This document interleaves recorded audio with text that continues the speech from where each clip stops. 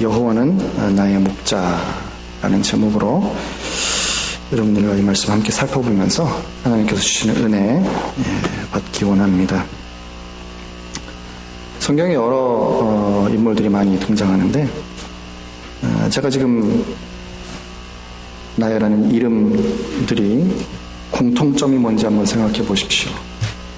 아벨, 여러분 가인 아벨 아시죠? 가인과 아벨 할 때 아벨, 아브라함, 야곱, 모세, 다윗, 선지자 아모스. 이 사람들은 공통점이 뭘까요? 모두 직업이 목동 내지는 목자였습니다. 실제로 우리 유대인들을 유목민 중동에 이제 이 목축을 하고 양을 기르는 사람들이 많고요. 그들의 삶 속에 굉장히 밀접한 일상 생활 속에서 익숙한 이제 그러한 직업이고 또 잘 알고 있겠죠. 그러니까 그런데 특별히 성경의 신구약을 다 봐도 양과 목자가 많이 등장합니다, 여러분. 요한복음 10장에도 나오고 곳곳에서 양이 많이 등장을 합니다. 그래서 아마 그 중에서도 뭐 가장 거의 유명한 말씀이 아닐까 싶습니다. 오늘 봉독한 시편 23편, 그렇죠? 많이 예송되고 많은 성도들의 마음속에 아주 새겨져 있는 하나님은 여호와는 나의 목자시니 내가 부족함이 없으리로다. 참 너무나 귀중한 우리의 영적인 유산이 바로 시편 23편인데요. 오늘부터 제가 오늘까지 합하면 한 8번 아니면 이제 앞으로 오늘 빼고는 7번 계속 좀 이렇게 자세하게 좀 들여다 보려고 합니다, 여러분들과. 그래서 왜 하나님께서 이 목자와 양이라는 관계를 통해서 우리에게 말씀을 증거해 주시는가라는 부분을 여러분들과 함께 좀 살펴보면서 우리의 영적인 체질이라 그럴까요? 영적인 본성, 체질 이런 것들이 우리 이제 양들과 많이 일치하고 또 하나님께서 우리를 돌보시는 그런 보호하심과 인도하심과 이끌어 나가시는 그러한 방법이 목자가 양을 인도하는 이제 그런 것과 굉장히 많은 유사점들이 있기 때문에 성경에서 이런 비유를 들어서 우리 하나님과 하나님의 백성과의 관계를 설명하고 있는 것입니다. 그래서 오늘은 제일 처음에 이제 양의 좀 본성에 대해서 여러분과 함께 좀 살펴보려고 합니다. 여호와는 나의 목자시니라는 고백은 사실 1절에는 양이라는 말은 등장은 안 합니다. 그죠? 근데 전제되어 있습니다. 여호와가 나의 목자라는 얘기는 나는 그의 양이다라는 얘기죠. 그래서 먼저는 양이 어떠한 동물인가라는 것을 우리가 조금 살펴보려고 합니다. 우리나라도 그렇고 영미권, 이 영어권에도 역시 마찬가지인 것 같은데요. 양에 대한 동물 이미지는 굉장히 좋은 편입니다. 부정적이지 않습니다. 양이 나쁘다고 생각하시는 분 혹시 있으세요? 양은 참 나쁜 동물이야. 뭐 이렇게 생각하시는 분 한 분도 없죠. 우리나라에서 양 하면 보통 어떻게 합니까? 온순하다 이렇게 돼 있어요. 그래서 양같이 온순하다, 뭐 착하다, 순하다, 뭐 이런 굉장히 좋은 이미지가 있고요. 영어권에서도 뭐 그렇게 다르지 않습니다. 좋은 이미지예요. 그래서 이제 뭐 여러분, 물론 여기 이제 기독교권이니까 더 그렇지만 뭐 카드 같은 데 되게 우울리 해가지고 그 양 뭐 이렇게 그려놓고 하얗고 뭐 깨끗하고 뭐 아무튼 뭐 등등 그러한 부정적인 이미지가 사실은 없습니다. 우리의 생각 속에는 우리 한국 문화나 영어권에도. 근데 사실은 양이 굉장히 우리가 생각하는 것과 다른 여러 가지 면들을 가지고 있습니다. 상당히 무능합니다. 양은 동물 중에서 굉장히 무능한 동물입니다.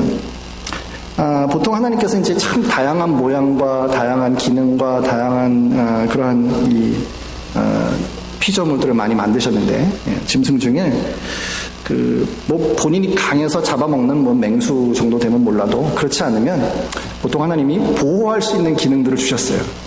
뭐 카멜레온 뭐 이런 건 색을 싹 변하고 보호색 아시죠? 그래서 주변에 이제 맹수들이나 아무튼 잡아먹으려고 하는 그런 그 적들이 오면 그 자기를 보호할 수 있는 그런 기능들을 하나님이 주셨어요. 여러 동물들에게.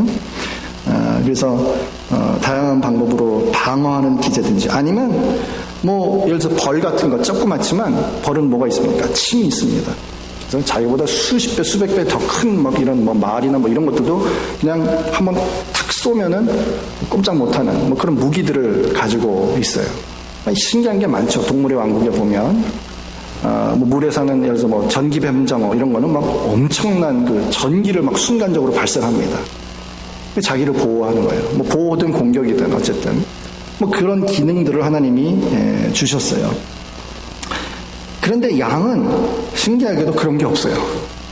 자기를 스스로를 보호할 수 있는 또는 방어할 수 있는 뭐 그런 기능들이 없고 적이 공격해 오면 속수무책으로 당하는 거 밖에는 별로 없어요. 양이 참 무능합니다.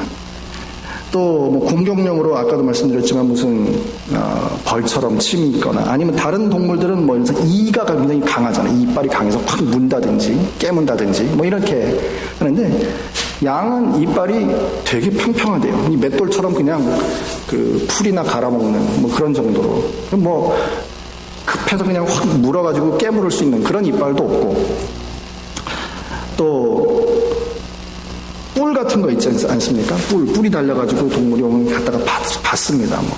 근데 양이, 어떤 양들은 뿔이 없는 양들도 있고, 뿔이 또 달린 양들도 있어요. 근데 이 뿔이 얼마나 웃기는지, 양의 뿔은 뭐 이렇게 뾰족하게 돼서 어디를 받을 수 있는 뿔이 아니에요. 이게 만두같이 이렇게 말려 있어요.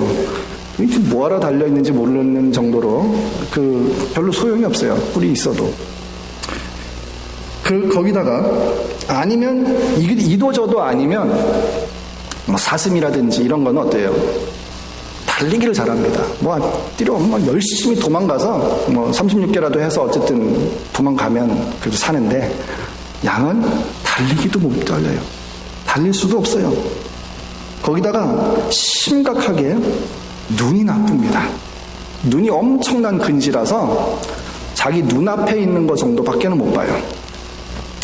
그래서 이거하고 뭐 다른 사실하고 연결이 되지만 그래서 길을 잘 잃어버려요. 개나 고양이는 참 집을 잘 찾아옵니다. 예, 그죠? 그런데 양은 한번 잃어버리면 자기 스스로 찾아올 능력이 없어요. 그 중요한 이유 중에 하나가 눈이 나빠요. 예, 눈이 나빠서 길을 찾아올 수가 없는 존재입니다. 그래서 정말 자기가 뭐 할 수 있는 게 없어요. 자기 손으로. 그래서 이제 목자가 먹이도 갖다 주고 또 늑대나 일이나 이러한 맹수들 공격하는 거를 잘 막아주고 지켜주고 이래야 살 수 있는 존재가 양인데 자 이렇게 좀 무능하고 자기 스스로 뭐 별로 할 수 없고 누군가의 도움을 받아야 된다면 어때요 여러분? 좀 성격이라도 좋아서 잘 협조적이고 순종적이고 이래야 될 것 같은데 이 무능한 양이 성격까지 별로 안 좋습니다. 그래가지고 굉장히 소심해요. 그리고 양이 소심하고 예민하고 그래서 우리 다음에도 살펴보겠지만 이 뭐 잔잔한 물가으로 여기 나오는데 물이 흐르는 물을 못 먹어요. 그 정도로 소심해요. 이 물소리에 무서워가지고 흐르는 물을 양들은 못 먹습니다. 그래서 목자가 막아줘야 돼요. 물을 막아서 잔잔한 물가에 그게 잔잔한 거예요. 막아서 물이 조용한 상태로 있는 그런 물을 먹을 수 있는 참 독특하죠 양이. 그 다음에 고집이 보통이 아니에요 이 양이. 그래서 뭐 그렇게 쉽게 인도되지 않습니다. 여러분 카우보이 여기 뭐 텍사스니까 카우보이 아시죠? 카우보이들은 어떻게 돌고 갑니까? 막 총을 쏘면서 막 휙 하면서 이렇게 몰아간다 그러죠. 예, 카우보이들은 몹니다 이렇게 뒤에서. 그러면 이제 쭉 달려가고 말이나 뭐 이렇게 되는데 양은 결코 그렇게 몰 수 없습니다. 양은 민다고 가지 않습니다. 또 겁준다고 뭐 이렇게 그러지 않습니다. 이 굉장히 참 완고한 동물이에요, 양이. 그래서 뭐 실제로 있었던 그 실제로 중동 지방에서 이렇게 다녀온 사람들이 얘기를 하는데, 이제 목자가 이제 양들을 쭉 이렇게 인도해서 갈 때 보통은 뒤에서 가지 않습니다. 앞에서 항상 인도해서 갑니다. 따라오는 거예요. 눈도 나빠서 뭐 앞에 있는 거 잘 보이지도 않고, 앞에 가는 양이 가는 거, 그거 따라가는 거예요. 줄지어서 쭉. 따라가다가 뭐 어떤 좀 두려운 상황이나 이런 상황이 되면 그냥 멈춰버립니다. 그래서 어떤 사람이 실제로 이제 그 중동 지방에 갔는데, 아마 이렇게 우리 이 길처럼 이게 길이 있고, 이쪽 뭐 풀밭에서 저쪽 풀밭으로 옮기는 이제 양들이 쭉 이동을 하고 있는 가운데 있는데, 갑자기 아마 목동이 좀 급했나 봐요, 화장실이. 그래서 이제 딱 가는 순간 양들이 다 올스탑. 길에 가다가 그냥 쓴 거예요.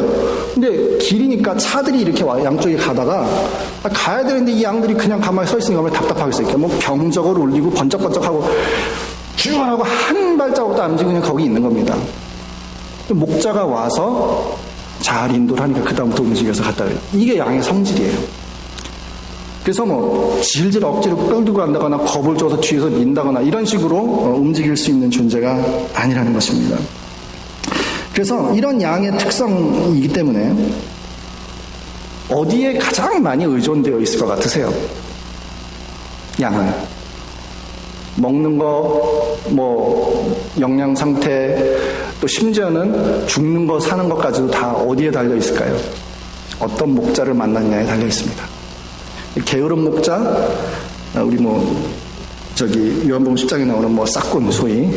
이제 그러한 이제 불성실한 목자를 만나면 양은 기대할 게 없어요. 그리고 그만큼 이 목자의 손이 많이 가고, 목자가 어떻게 양을 돌보아주고, 보호해주고, 길러주고, 사랑해주고, 인도해주고 하느냐에 따라서, 양이 어떻게 살아가는가라는 부분이 결정되는 것입니다. 그래서 재밌는 말은, 제가 아까 서론에서 말씀드렸죠. 우리나라에는 양같이 온순하다 이런 말을 하지만 중동 지방에 가면 양 같다라는 말은 욕이래요. 바로 이 성질을 너무 잘 아니까. 양이 결코 이게 긍정적인 게 아닙니다. 뭐 온순하고 착하고 순하고 이게 아니라 이런 고집센 놈, 뭐 이런 얘기예요. 말하자면 양 같은 놈 이렇게 하면은. 그래서 팀 켈러 같은 목사님도 사실 성경에서 우리가 목자와 양 이 관계를 기록한 것은 우리 입장에서는 우리 인간 입장에서 봤을 때는 굉장히 모욕적인 거다. 왜냐하면 우리를 양에 비유하는, 우리가 그만큼 무능하고 그만큼 고집이 세고 그만큼 하나님이 보실 때에 참 가련한 존재다라는 이제 그런 의미가 내포되어 있는 것이기 때문에 그렇다라는 것입니다. 아마 여러분들이 양에 대해서 가졌던 그 좋은 이미지가 다 깨져버렸는지 모르겠는데, 어쨌든 자, 그게 양의 본성인데요. 오늘 1절 말씀에 여호와는 나의 목자시니, 두 번째 포인트로 넘어가죠. 그렇게 고백을 하고 있습니다. 이 여호와라는 이름, 여러분 우리 구약성경에 참 많이 등장하는 하나님의 이름인데, 사실은 이 여호와라는 이름을 어떻게 발음하는지를 모릅니다.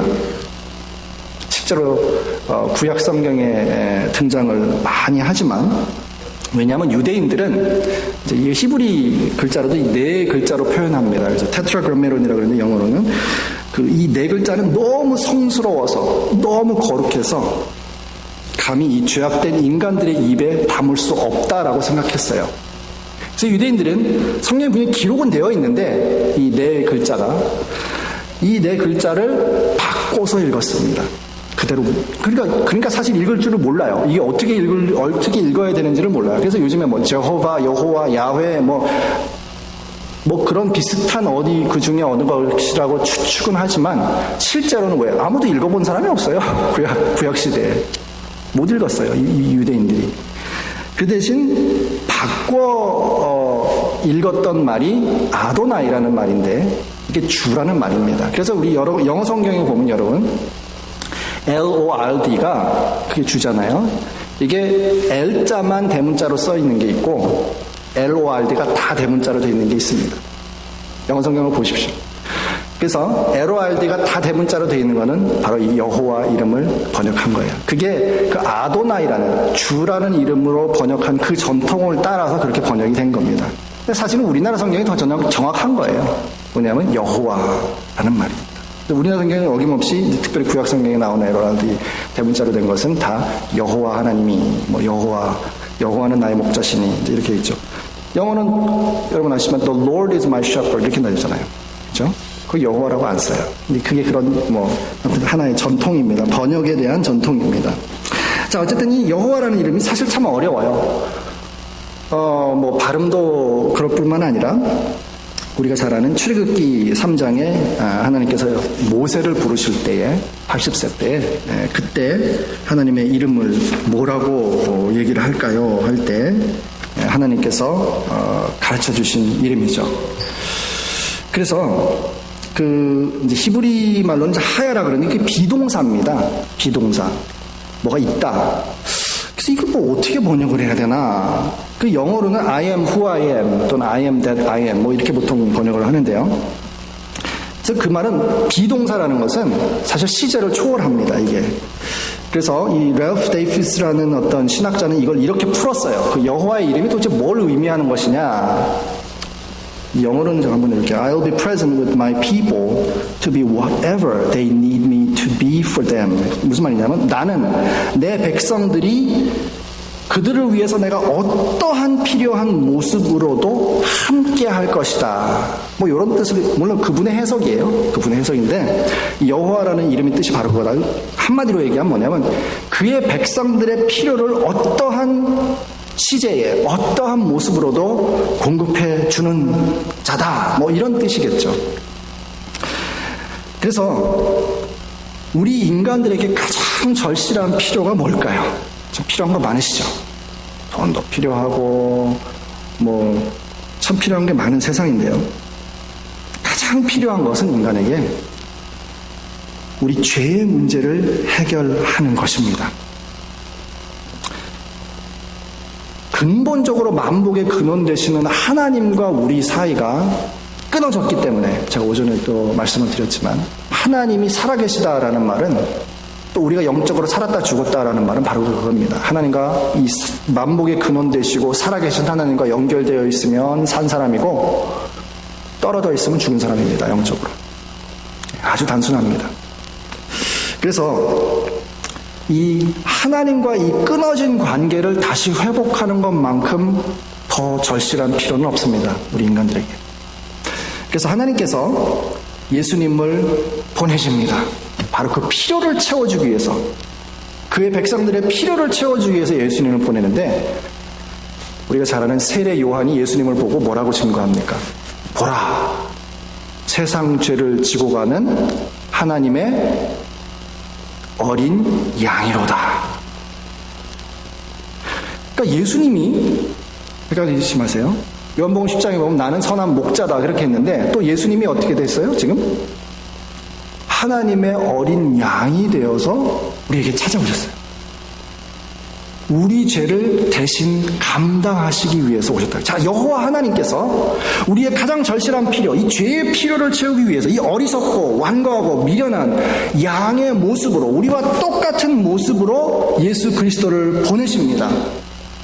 그래서 그 어린 양이 자 6월절 어린 양 예수님을 상징하는 거였죠. 이스라엘 백성들이 출애굽할 때부터 그 6월절 어린 양 되시는 예수님께서 오셔서 제물이 되어주셔서 실제로 십자가에서 영단번의 제사를 드려주셨습니다. 그럼으로써 저와 여러분의 하나님과의 그 끊어졌던 관계가 다시 연결되고 우리의 절실한 필요가 다시 공급될 수 있는 그러한 은혜를 저희들에게 베풀어 주신 것입니다.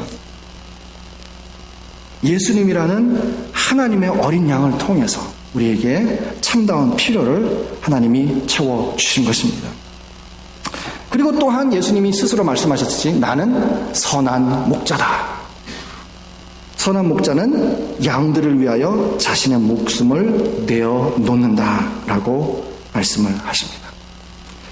그래서 이게 바로 하나님께서 우리와 우리의 필요를 채워주시기 위해서 우리를 위해서 자신의 아들을 아끼지 않고 내어주신 것입니다.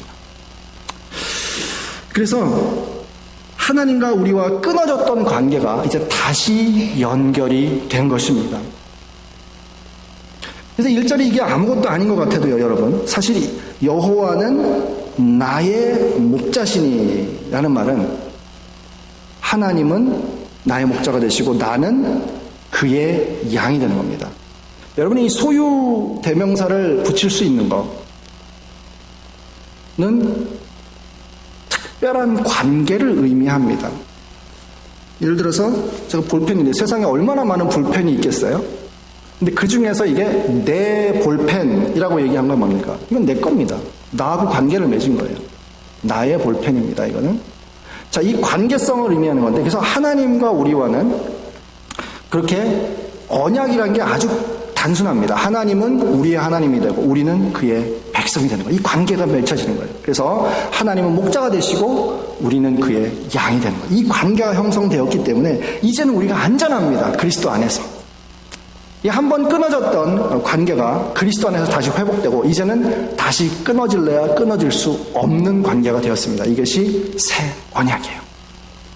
옛 언약은 깨어질 수 있는 언약이었어요. 모세가 상징적으로 첫 받은 돌판을 깨뜨려 버렸죠. 자, 이스라엘 백성들과 단체로 맺은 언약은 깨졌어요. 이스라엘 백성들이 깼어요. 사실 하나님의 백성들은 언약을 깨는 자들입니다. 커버넌트 브레이커들입니다.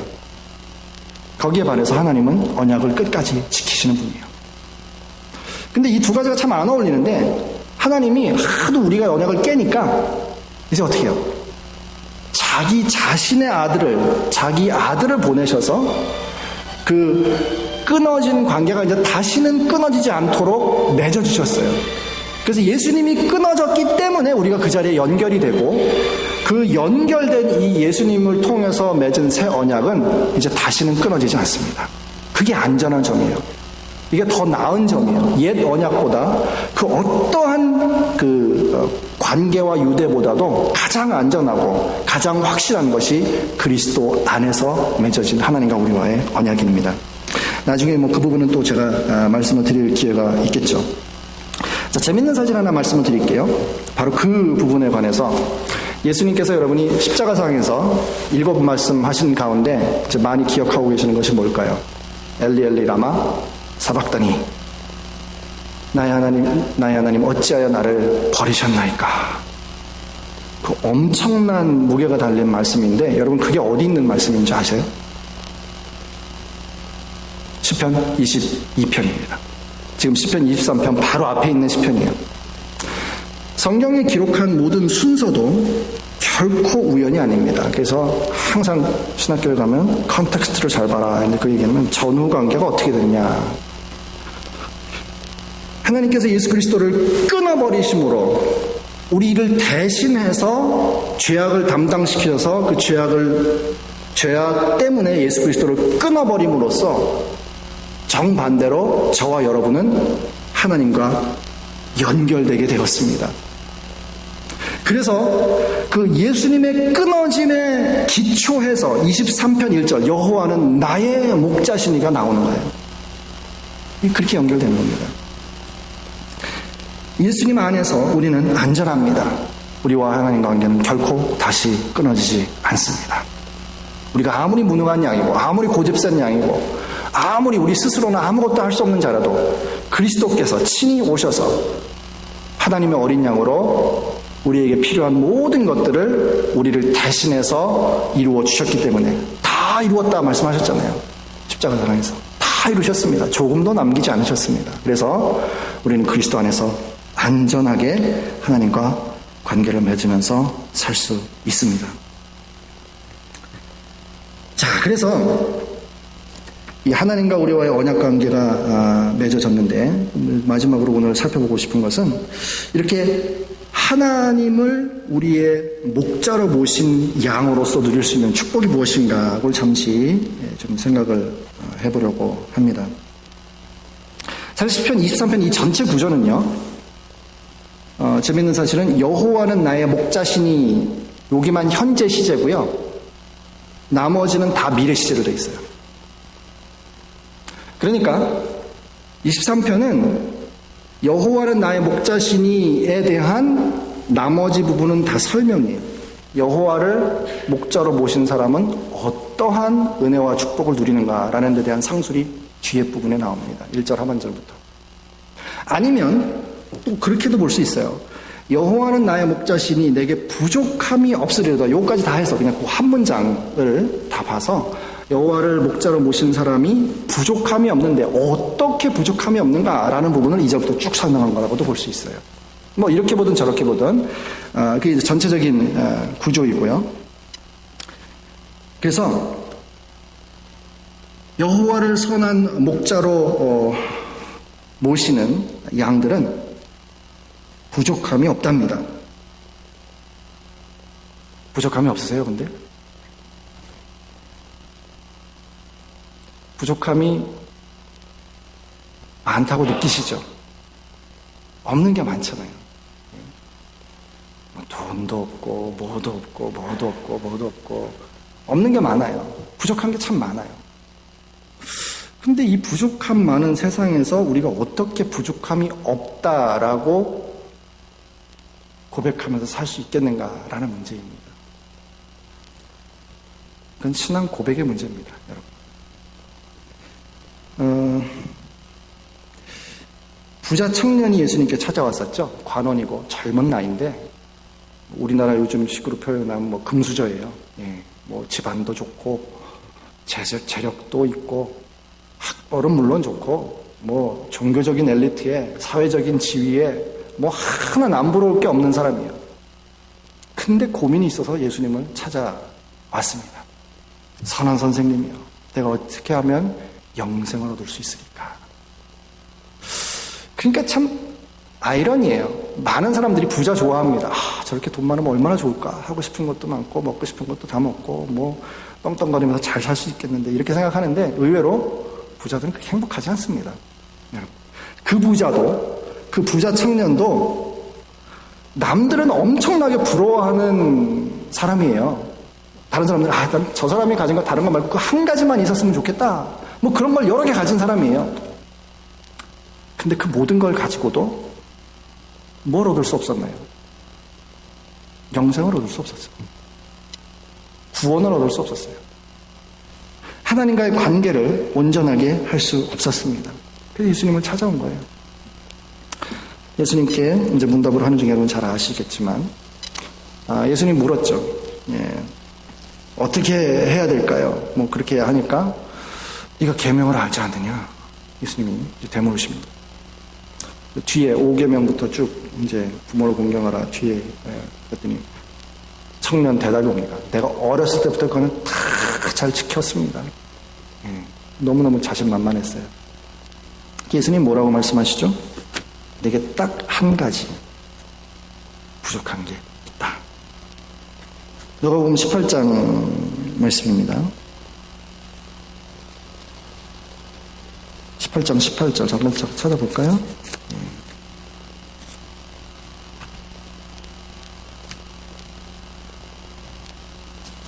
18절부터 쭉 나오는데요.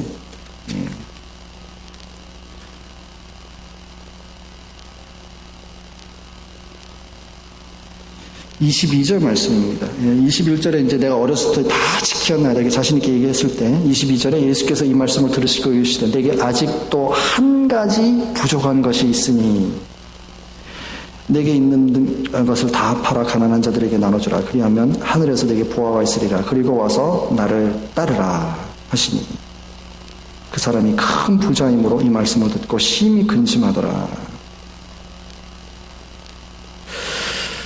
참 슬픈 이야기입니다. 그죠? 세상의 모든 걸 다 가진 사람이 와서 영생을 못 가져서 어떻게 하면 좋겠냐고 예수님께 고민을 털어놨는데 결론은 근심하며 돌아가니라. 뭐 어떻게 된지 모르겠어요. 뭐 나중에 다시 돌아왔는지 그것까지는 우리가 모르겠지만 중요한 건 아무튼 여기에 등장하는 이 장면에서만큼은 어떻습니까? 예, 근심하며 슬퍼하며 돌아가더라. 근데 이 한 가지 부족한 게 뭘까요, 여러분? 여기 보면 예수님께서 내게 있는 거 다 팔아서 가난한 자들 주르고 하늘에서 내게 보화가 있으리라. 근데 그 파트보다는 가장 중요한 게 뭐냐면 뭐겠어요? 와서 나를 따르라. 하나님이 없었어요. 예수 그리스도가 없었습니다. 그러니까 자, 여기서 우리가 성립하는 공식이 있어요. 세상에 있는 거 다 끌어모아도, 세상에 있는 재산 다 끌어모으고, 권력 다 끌어모으고, 뭐 명예, 권세, 모든 거 다 끌어모아도 부족함이 있어요. 근데 딱 한 가지만 가지면 부족함이 없어요. 그게 뭘까요? 예수 그리스도입니다. 그 모든 것을 가지고도 채워지지 않는 게 인간의 영혼의 참다운 배고픔입니다. 목마름입니다. 세상의 그 어떤 것을 가지고도 채워지지 않습니다. 그것은 오직 그리스도만으로 채울 수 있습니다.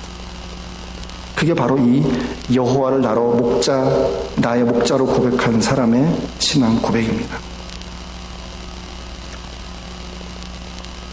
그래서 저와 여러분들이 정말 그 한 가지가 뭔지를 잘 기억하고 그리스도 안에서 살아가는 하나님의 신실한 백성들이 되기를 소원합니다. 시편 기자의 또 다른 고백 34편에 보면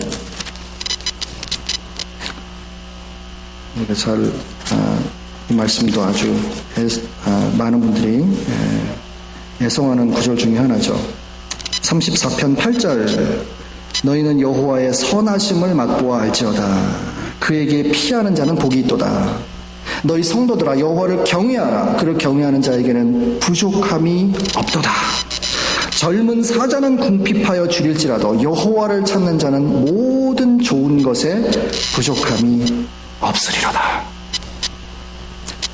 이것은 하나님을 찾고 하나님 안에서 선하심을 맛본 사람이 할 수 있는 고백입니다. 고백입니다. 그 양면성이요, 참 재밌는 것은 이스라엘 백성들이 광야 40년 걸어가는 동안에 얼마나 원망과 불평과 문제가 많았습니까, 여러분? 그죠? 맨날 만나를 먹으면서도 또 그러니까 고기 먹여달라, 외와 부추와 마늘과 애굽에서는 고기 까마 곁에 있었는데 무슨 기억이 그렇게 나쁜지 모르겠어요. 무슨 고기 까마 곁에 있었어요. 종살이 해놓고 거기서. 그죠? 벽돌 부어가지고 벽돌 쌓고 있으면서 뭐 거기는 뭐 아주 대단히 잘 산 것처럼 생각하는데 이상하게 사람들이 그 시험을 당하면 그렇게 되죠. 기억이 이렇게 뒤틀립니다. 예, 좋은 게 나빠 보이고 나쁜 게 좋아 보이고. 그런데 하나님의 말씀을 잠시 우리가 엿보면은요, 그 똑같은 40년 생활은 신명기 2장 7절에 보면 내 하나님 여호와께서 내가 하는 모든 일에 내게 복을 주시고 내가 이 큰 광야에 두루 다니름을 알고 내 하나님 여호와께서 이 40년 동안을 너와 함께 하셨으므로 내게 부족함이 있었느니라 없었느니라? 없었느니라. 이게 심각한 시각의 차이입니다. 이스라엘 백성들에게는 참 부족함이 많았던 것 같은데 하나님께서 보실 때는 어떻겠다고요? 이 40년 동안 내게 부족함이 없었느니라. 이거 어떻게 된 거죠?